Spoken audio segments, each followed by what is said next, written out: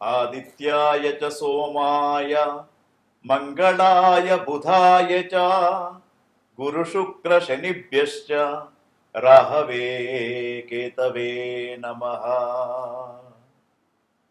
చూస్తున్నటువంటి ప్రేక్షకులకు స్వాగతం. అనేకమైనటువంటి జ్యోతిష్య గ్రహ ఫలితాలను తెలుపుతున్నటువంటి మన ఛానల్ను వీక్షిస్తున్నటువంటి ప్రేక్షకులకు సబ్స్క్రైబ్ చేసుకోవాల్సిందిగా కోరుతూ, ఒకే సంవత్సరంలో అంటే 2026వ సంవత్సరంలో 3 సార్లు పంచగ్రహ కూటమి అనేది ఏర్పడడం మనకి ఈ సంవత్సరం జ్యోతిష్ శాస్త్ర రీత్యా చర్చించదగ్గనటువంటి విషయం. అయితే ఈ యొక్క పంచగ్రహ కూటమి అనేది ఏ విధంగా ఉండబోతుందంటే 19/1/2026 రోజున పంచగ్రహ కూటమి అనేది మనకు మరి మీనరాశిలో ఏర్పడింది. అప్పుడు కొంతవరకు అనేకమైనటువంటి మార్పులు రావడం, అదేవిధంగా ఇప్పుడు ఫిబ్రవరి 18వ తేదీ నుండి మార్చి 1వ తేదీ వరకు మరొకసారి పంచగ్రహ కూటమి వస్తూ ఉంది. మరి పంచగ్రహ కూటమితో ప్రపంచ దేశాలలో, మన దేశంలో, మన ప్రాంతాలలో ఎన్నో రకాలైనటువంటి విషయాలు మనం గమనించడానికి అవకాశం ఉంది. మరి ఫిబ్రవరి 18వ తేదీ ఏర్పడుతున్నటువంటి పంచగ్రహ కూటమి కుంభరాశిలో ఏర్పడుతూ ఉంది. కుంభరాశిలో శతభిష నక్షత్రంలో యొక్క పంచగ్రహ కూటమి ఏర్పడుతూ ఉంది. మరి పంచగ్రహ కూటంలో ఉన్నటువంటి గ్రహాలను చూసినప్పుడు ఆరోగ్యం ఇచ్చే గ్రహమైనటువంటి రవి, మానసిక ఉల్లాసాన్ని ఇచ్చే చంద్రుడు, బుద్ధిబలాన్ని ఇచ్చే బుధుడు, తర్వాత కళారంగానికి, దాంపత్య జీవితానికి మూల పురుషుడైనటువంటి శుక్రగ్రహం, అదేవిధంగా అనేకమైనటువంటి ఇబ్బందులకు గురి చేసే ఛాయాగ్రహమైనటువంటి రాహు, ఈ 5 గ్రహాలు కూడా మనకు 18వ తేదీ నుండి మార్చి 1వ తేదీ కూడా పంచగ్రహ కూటమి ఏర్పడడం, ఇది కొంతవరకు జ్యోతిష్ శాస్త్ర రీత్యా ఏ సంవత్సరం కూడా ఈ విధంగా ఏర్పడలేదు. మరి ఇప్పుడు గమనించినప్పుడు ఈ యొక్క పంచగ్రహ కూటమి ఏర్పడినప్పుడు దీని ద్వారా ప్రపంచ దేశాలలో, మన దేశంలో, మన ఇరు రాష్ట్రాలలో, అదేవిధంగా ప్రకృతి పరంగా ఎన్నో రకాలైనటువంటి విషయాలను మనం తెలుసుకోవాలి. ముఖ్యంగా ఈ పంచగ్రహ కూటమి అన్నప్పుడే అన్ని గ్రహాలన్నీ కూడా కూడి ఉండడం అని ఒక అర్థం. అదేవిధంగా ఇరు రాష్ట్రాలలో కూడా పార్టీల కూటమిలు ఏర్పడే విధంగా కనబడుతూ ఉంది పంచగ్రహ కూటమితోటి. రెండవది, భారతదేశంలో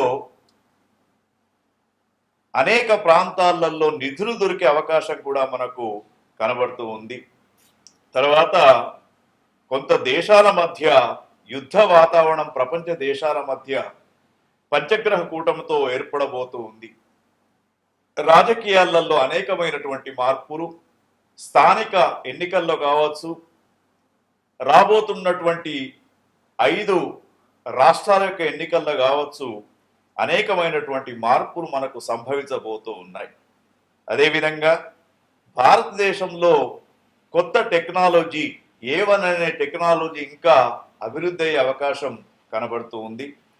అమెరికా దేశంలో ఆర్థికమైనటువంటి సంక్షోభం ఏర్పడి ఎవరైతే సాఫ్ట్వేర్ రంగంలో ఉన్నటువంటి భారతీయ విద్యార్థులు ఉన్నారో వాళ్ళందరూ కూడా మన దేశానికి తిరిగి వచ్చే అవకాశం కనబడుతూ ఉంది. అదేవిధంగా మరి చాలామంది 3వ ప్రపంచ యుద్ధం రాబోతుందని చెప్తూ ఉన్నారు, కానీ 3వ ప్రపంచ యుద్ధం ఇప్పుడే రాదు. భారతదేశానికి 2033-36లో రాహుదశ ప్రారంభమైనప్పుడు అప్పుడు 3వ ప్రపంచ యుద్ధం వచ్చే అవకాశాలు ఉంటుంది. కాబట్టి 3వ ప్రపంచ యుద్ధం గురించి ఆలోచించే అవసరం లేదు. అదేవిధంగా మన భారతదేశం మాత్రం పాకిస్తాన్, చైనా దేశాలతోటి చాలా జాగ్రత్తగా ఉండాలి. ఎప్పుడైనా కూడా యుద్ధం సంభవించే అవకాశం కనబడుతూ ఉంది. మరి ఒక్కొక్క దేశ పరిస్థితి చూసినప్పుడు ప్రపంచ దేశాలలో ముఖ్యంగా మన భారతదేశం స్వాతంత్రం వచ్చినప్పటి తేదీ 15/8/47 సంవత్సరాన్ని గమనించినప్పుడు పుష్యమి నక్షత్రం కర్కాటక రాశి వృషభ లగ్నములో మనకు భారతదేశానికి స్వాతంత్రం అంటే మన దేశం యొక్క రాశి కాబట్టి మరి దీని ప్రకారం చూసినప్పుడు భారతదేశానికి స్వాతంత్రం వచ్చినటువంటి తేదీ ప్రకారంగా 15/8/1947 అర్ధరాత్రి మనకు స్వాతంత్రం వచ్చింది కాబట్టి ఆ గ్రహస్థితిని చూసినప్పుడు పుష్యమి నక్షత్రం కర్కాటక రాశి వృషభ లగ్నంలో మనకు స్వాతంత్రం సిద్ధించినప్పుడు మరి మనకు అప్పుడు ఆ దశను చూసినప్పుడు ఇప్పుడు మనకు ప్రజెంట్ 2032 వరకు మనకు 7 సంవత్సరాలు కుజదశ నడుస్తూ ఉంది. 2026 ఫిబ్రవరి నుండి కుజమహర్దశలో రాహు అంతర్దశ ప్రారంభమవుతుంది కాబట్టి ఈ రంగాలలో కొంత మార్పు అనేది సంభవిస్తూ ఉంటుంది. ఒకటేంటంటే ఫైనాన్స్ వ్యవస్థలో కొంతవరకు ఆర్థికమైనటువంటి సంక్షోభం ఏర్పడుతూ ఉంటుంది. ముఖ్యంగా టెక్నాలజీలో ఏఐ అనేది డెవలప్ అవుతూ ఉంటుంది. తర్వాత ఫారెన్ విషయంలో అంటే ఫారెన్ సంబంధాలు చూసినప్పుడు మనకు ఫైనాన్స్ పరంగా చూసినప్పుడు విదేశీ సంబంధాలు చూసినప్పుడు మరి ఫైనాన్స్ పరమైనటువంటి ఇబ్బందులు ఎదుర్కొనే అవకాశం ఉంది. రియల్ ఎస్టేట్ రంగం మామూలుగా ఉంటుంది. తర్వాత విమాన ప్రమాదాలు ఎక్కువ అయిపోయి విమానాల యొక్క ఆదాయం కూడా తగ్గే అవకాశం మనకు కనబడుతూ ఉంది. అదేవిధంగా సినీ పరిశ్రమ మాత్రం చాలా అభివృద్ధి చెందుతూ ఉంటుంది. తర్వాత కళారంగం అభివృద్ధి చెందే అవకాశాలు కనబడుతూ ఉన్నాయి. మహిళలకు రాజకీయ పదవులు ఎక్కువ శాతం లభించే అవకాశం కూడా ఈ పంచగ్రహ కూటమితోటి కనబడుతూ ఉంది. మీడియా రంగంలో అనేకమైనటువంటి అభివృద్ధి పనులు జరుగుతూ ఉంటాయి. మరి ఈ విధంగా చూసినప్పుడు పంచగ్రహ కూటమిలో ఇరు రాష్ట్రాలలో కూడా కూటమి ప్రభుత్వాలు మరల ఏర్పడే అవకాశం కూడా కనబడుతూ ఉంది. స్థానికమైన ఎన్నికలలో కూడా కూటమితో కూడుకున్నటువంటి రాజకీయాలు ముందుకు వచ్చే అవకాశాలు ఉన్నాయి. తర్వాత మరి ప్రకృతి పరంగా చూసినప్పుడు కొంత వైరస్ల యొక్క ఉత్పత్తి జరిగి గాలితో కూడుకున్నటువంటి రెస్పిరేషన్కు సంబంధించినటువంటి అనారోగ్య పరిస్థితులు భారతీయులలో ఎక్కువగా కనబడే అవకాశం ఉంది. కాబట్టి మరి మనము ఈ యొక్క పంచగ్రహ కూటమి అంటే జనవరి, ఫిబ్రవరి, మార్చ్ ఈ 3 మాసాలు కూడా భారత ప్రజలంతా కూడా జాగ్రత్తగా ఉండాలి. భగవంతుని యొక్క ఆరాధన చేస్తే తప్పకుండా మనమంతా కూడా రక్షించబడతాము. ఇది మనకు పంచగ్రహ కూటమి ద్వారా కొన్ని విషయాలు తెలుసుకున్నాం. మరొక రాశిని గమనించినప్పుడు కర్కాటక రాశి.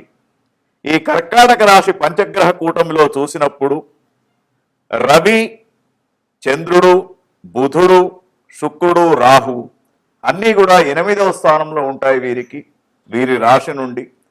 మరి రవి 8వ స్థానంలో ఉన్నప్పుడు అనుకూలమైనటువంటి పరిస్థితులు ఉండవు. చంద్రుడు కూడా 8వ స్థానం సరి అయినటువంటి ఫలితాన్ని ఇవ్వడు. బుధుడు కూడా 8వ స్థానము మధ్యస్థమైనటువంటి ఫలితాన్ని, శుక్రగ్రహం మాత్రం 8వ స్థానంలో అనుకూలమైనటువంటి పరిస్థితి మీకు కనబడుతూ ఉంది. రాహుగ్రహం కూడా 8వ స్థానం సరిగ్గా లేదు. అంటే కర్కాటక రాశి వారికి ఈ 3 మాసాలు తీవ్రమైనటువంటి బాధలు, మానసిక క్లేశం, తర్వాత సమాజంలో మీ మాటకు విలువ ఉండకపోవడం, ఇవన్నీ కూడా అనారోగ్యము, ఇవన్నీ కూడా కలిగే సూచనలు కనబడుతూ ఉన్నాయి.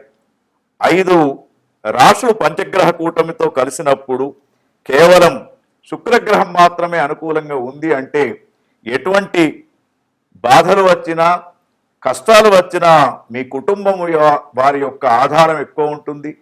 కుటుంబ పరిస్థితులు మాత్రం మీకు బాగా ఉంటాయి. భార్యాభర్తల యొక్క సఖ్యత బాగా ఉంటుంది. దాంపత్య జీవితం బాగా ఉంటుంది. ఇంకొక ముఖ్యమైనటువంటి విషయం ఏమిటంటే కళారంగంలో ఉన్నటువంటి వారికి కర్కాటక రాశిలో ఉన్నటువంటి వారు, మీడియా రంగంలో ఉన్నటువంటి వారికి అనుకూలంగా శుక్రగ్రహం ఉంది కాబట్టి వారు భయపడవలసినటువంటి అవసరం లేదు. మిగతా వారు మాత్రం కొంతవరకు ఈ 3 మాసాలు జాగ్రత్తగా ఉండడం, తర్వాత మహాలక్ష్మి యొక్క ఆరాధనను తప్పకుండా చెయ్యండి. సూర్య భగవాన్ యొక్క ఆరాధనను కూడా మీరు చేస్తే మీకు అనుకూలమైనటువంటి ఆరోగ్యము, ధన సంపద అన్ని కూడా లభిస్తాయి.